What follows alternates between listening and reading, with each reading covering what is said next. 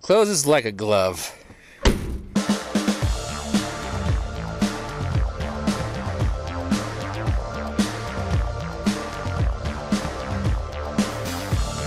Hey everybody, how's it going? It's Aaron here at DirtCat out in Craft's Garage. Coming with a little bit of an update. Pretty much another blog video. Hopefully I don't slip on the snow. Melting snow, actually. So,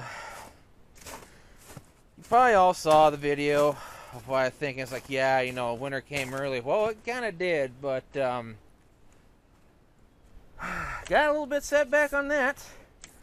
Thing is like, okay, we're going to get a lot of snow here and everything, but look at this. It's melting, and it's 50-something degrees out. Yeah. So, it is car project time. And, well, we're going to be, if I can do the camera work properly, I'm going to start messing with this. Well, first thing, I got to get this in over right there. I got to move the rest of the junk out, secure this and that. Then I got to get the Galaxy down, and it's got to come over right here. I got to move some stuff and everything, you know, move this and blah, blah, blah. And then I got to get my brother's 67 Mustang Gasser project unloaded and squeeze in over there right by the Roadrunner. See, here's the thing. I'm going to update all of you about the Roadrunner real fast. Because some people are actually wanting to see videos about this beautiful car. Like I said in my previous blog, hopefully I can keep the camera straight, because like I said, if I flip the monitor on this, then it'll go dead. Well, I'm having a problem finding parts for this B-body. I'm not going to get rid of it in any way, shape, or form. Even if I somehow find a better Roadrunner, I'm still going to keep this, because I can fix this.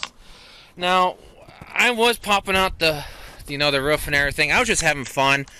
But I can actually, like I said, I can save the support right here and everything, and do all this and so, kind of bend that out, and I'll have to cut this out carefully with with this spot right here.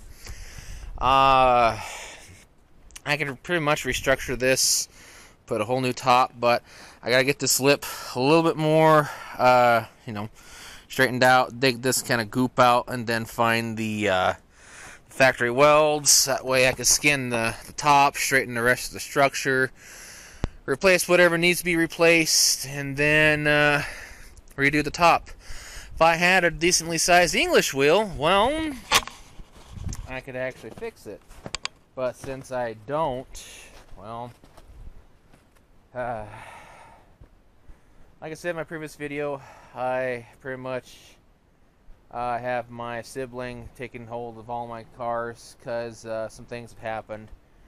Poverty sucks. I'm lucky enough to still have a roof over my head, so I'm able to get my wife over here next year.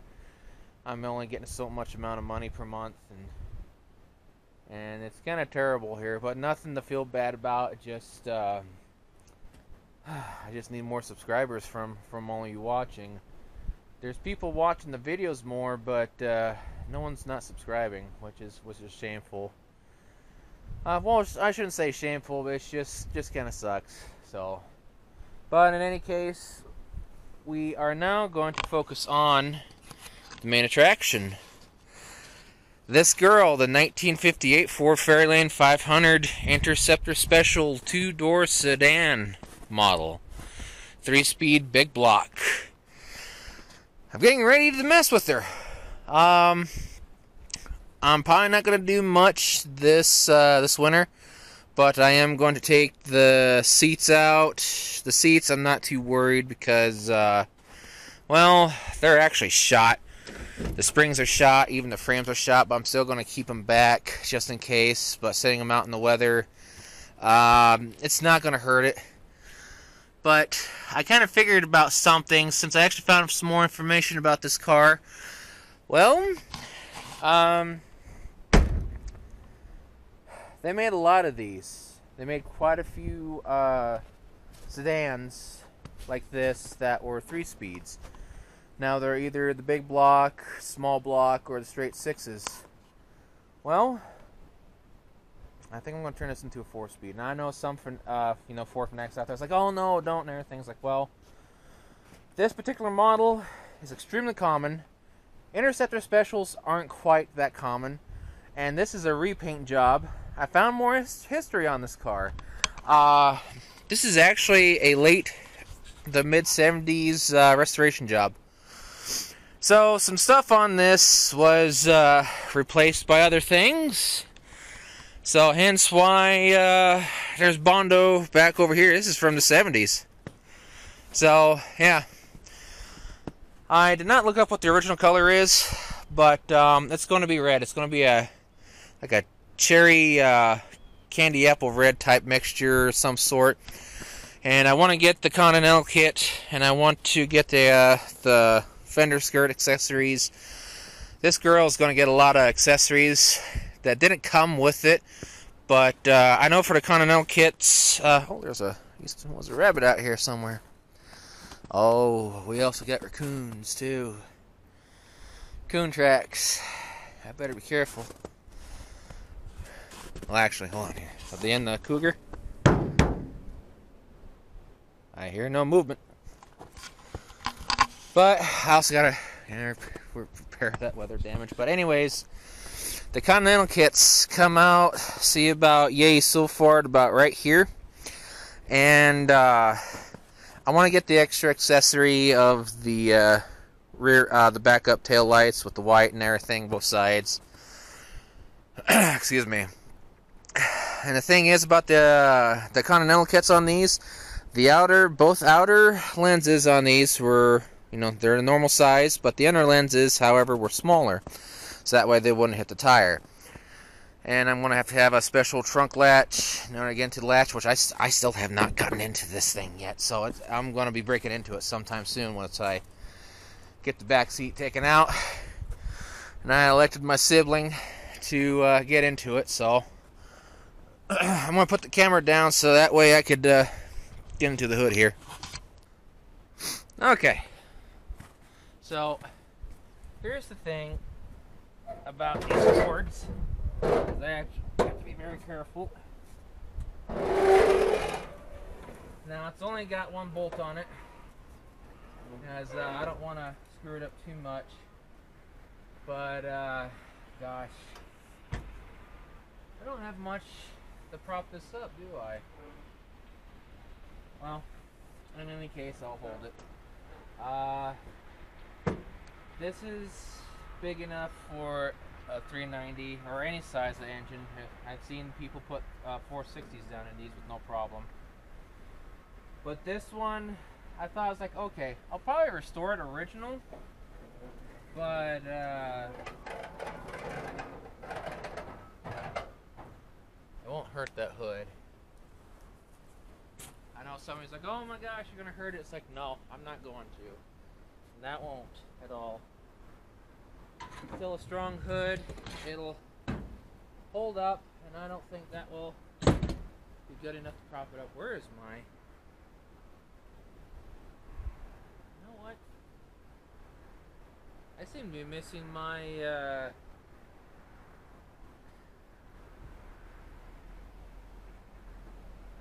transmission bracket's gone. Better check inside the car. So, I had some people comment, it's like, oh, this is not an Interceptor special. Well, it is. The tags are missing on it. I don't have the proper, well, I do not have the proper glove box and the key markings on the car, which those are going to be hard to hunt down. Sometime I gotta go over to our friend's junkyard and look at one Fairlane that he's got. It's a normal Fairlane 2-door hardtop, but it's the low tier and it's not that great. I'm gonna scoot you guys forward here so that way only you can see better. Actually, you know what? I'll just take you off the stand here. I'm not a very good camera person by any means, so. Now, I've showed this car before, And this is my, and I'll link it down in the description. It's my most popular video so far. But this car is not going to be original by any means. I'm not going to keep the 3-speed in it. It's going to be 4-speed. It's going to be pretty much normalized with standard stuff as today, but with 390 in it, 4-speed. Rear end, I don't know what size it is yet, so I gotta get these emblems here, and I gotta get a few other things, but hopefully that sun's not too bad. Yeah, I'm going to document this car extremely well, so that way other people that are restoring their 58 Fords, whether it's 2-door or 4-door, I can show stuff on how to take things off. And I got to find another middle indentation there for the chrome piece. I can't remember if there's a special emblem on this or not for the Interceptor Special, but if it's a normal Fairlane, yeah, it would still be there, but I think since there's an Interceptor Special tag on the middle of it, that's why it's gone. And plus, too, this was, like I said, a restoration job from mid to late 70s, which is very interesting how I find this information online and through the grapevine. This is kind of a tight spot. Let me get in here. Oh, now... Now see, this is not original glove box because the indentation would be right there for the special. I don't know, you can barely see it right there underneath the black paint, but it's kind of bluish. Looks like you really can't tell on camera. So, but yeah, this is not the original glove box. So I'm missing the indentation there. A few other things here and there. This, I know how to take these off, but I gotta strip everything else out first. And the steering wheel is going to come out. I'm going to keep it, especially the middle emblem there, because it's got that thing going. This is a marked, but also an unmarked Interceptor Special. It's, well, it's kind of strange here. Let me flip the camera around. It's kind of strange how this car ended up like this. I don't know what the original story was. Seems like all the cars that I get so far ends up in like in a junkyard or something, and someone's, you know, restores it and everything, like the 66 Galaxy, which, again, I still apologize for calling it a 7-liter in the video here. You know, when I first took this, sorry, I gotta keep this camera straight. I still apologize about that, because, you know, the guy that I was talking to duped me about it. My hand's shaking, so if you see a little wobble, I got that natural shake. But anyways, pretty much all the cars that I get was restored at one point in time, like in a junkyard or something. Of course, they all came from junkyards, except for a few out here. My dad's rare, well, my late father's 72 Ford Highboy, the F275. I know people like, oh, it's a 250. Like, no, that's the actual, that's a rare rating of a 275, which you won't find the emblems for it, because everything's rated, you know, F250, but, you know, it's the true rating. But anyways, it's kind of interesting how this car came into my possession, because my friend had this for the longest period of time. There was some people actually that actually inquired about the car, but they never, you know, they never bothered to get it. So I've been wanting this kind of car for a long period of time, but the one I'm going to look at sometime next week, might be Monday, for parts, because I'm going to get a normal standard steering wheel and just put it in, get rid of the knob there, and just make it straight, because it's going to be on the floor. Yeah, I know I'm going to punch a hole in the floor, but if I do it just right, then you won't even tell, because I've made up my decision, because since a lot of parts for this car is absolutely hard to find, I'm just going to go ahead and turn this into a type of fun car that's modernized, you know, with standard stuff in it and everything. So pretty much all in all, the assessment on this, it's not a very decent video for the assessment because I got to start tearing apart everything. But again, I'm going to document this car as best as I possibly can for everybody that wants to restore their 58 Fords. Now, of course, you know, it's not going to cover the convertibles because, you know, good luck trying to find a convertible. And I got to grab this camera. Sorry.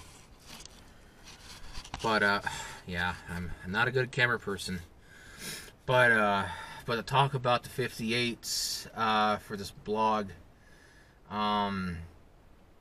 this will pretty much cover both the hardtops and the sedans, because the only difference between the hardtops and the sedans is the hardtops, there's no posts, you know, like right behind me that you may see. I don't know. I'll just show it right here. That pretty much is a post right there. If there was a hardtop, there'd be no post right there. It'd just be all straight. I'll document everything as best as I possibly can, because there's people out there that are asking for information on these 58 Fords, because I see that they're starting to become a little bit more popular. If you want to get a 58 Ford, yeah, definitely get one. If it's like a 2-door, 4-door, I mean, they're both a very wonderful looking car. To me, any kind of 58, 59, you know, pickups or cars, for either if it's Ford or Chevrolet or even Dodge, they all look pretty good. Mainly Ford and Chevrolet. Sorry, Dodge. I love all car models, but to be honest, Dodge, Ford, and Chevrolet has you guys beat. But your 50 to 51, well, 49, 50, and 51 coupe models are far, to me, superior in those kind of years for Dodge. But anyways, let's get back on topic. When I go over to my friend's place, I will show the cars that he has for the Fairlane 2-door and the 4 doors, and he also has a ranch wagon. And for your Edsel fans out there, he has an Edsel wagon that's a 4-door. It's not a 2-door, it's a 4-door, and the ranch wagon's also a 4-door. I was thinking about getting the ranch wagon, but it's still a thought. I'm not sure, but if someone else gets it before me, I don't really care, because I'm in no position to get no more cars for quite some time. And besides, I gotta start restoring the ones that I got, because there's 2 more dream cars that I want to get, which is a 68 Dodge Charger. Yeah, I know everyone wants a Dodge Charger. I don't care if it's an RT or a 500 or whatever. And I want a 69 Chevelle Malibu SS. I don't care if it's an automatic or a 4-speed. I just want a Chevelle Malibu and a 68 Dodge Charger. And I think my collection will be complete. My wife thought that she wanted a 78 Pontiac Trans Am Firebird with the T-top, but she decided not to, which is perfectly fine because she still has her Mustang back there.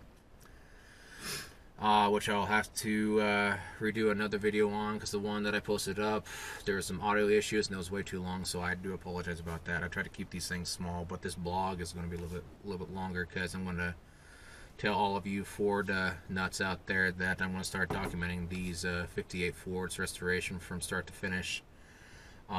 It'll be a very, very slow process for me to get this stuff done, because, like I said, due to this pandemic and other issues going on, I can't get a job in town or anything, and I don't have much experience to work remotely at home. And plus, I'm a family caregiver, but I'm not paid because my parent is not on Medicaid but Medicare. So I'm pretty much, you know, in a financial situation. I can only do stuff a little at a time. And everything kind of fell back, and like I said, I can't find parts for the B-Body 73 Roadrunner. I can't find fenders. I can find hoods, but they're way too expensive. Oh my gosh, way too expensive. I just am going to focus on one car, so I'm going to, you know, get the rest of the cars into the corral. The 66 Galaxy Q code is going to go into hibernation for quite some time, unless if I can actually get a panel for it and some equipment, or unless my channel somehow blows up. Then that would be wonderful, so I would get monetization and eventual partnership with YouTube, and then I can get some stuff going, because I actually have some merchandise ideas that I can do on like a t-shirt deal, and for, you know, for absolutely everybody. So, but all in all, I will help out everybody out there that is, into these 58 Fords. And, I'm just going to go from there. I will document stuff as best as I humanly possibly can. And hopefully that things can go forward from here on out. So, not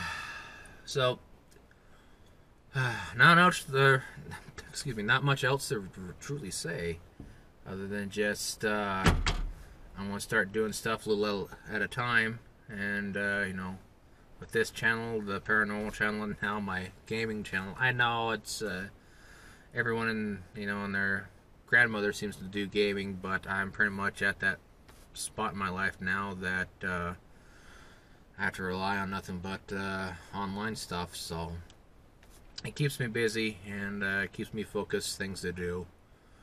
So all in all, that's pretty much about it. Do one more glance around. A little small pan. I don't know how it's going to look on camera.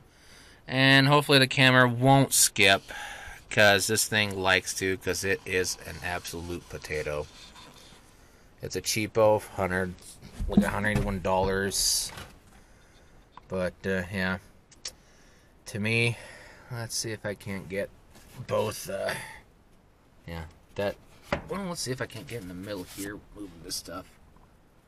Yeah, that's a very, very nice sight.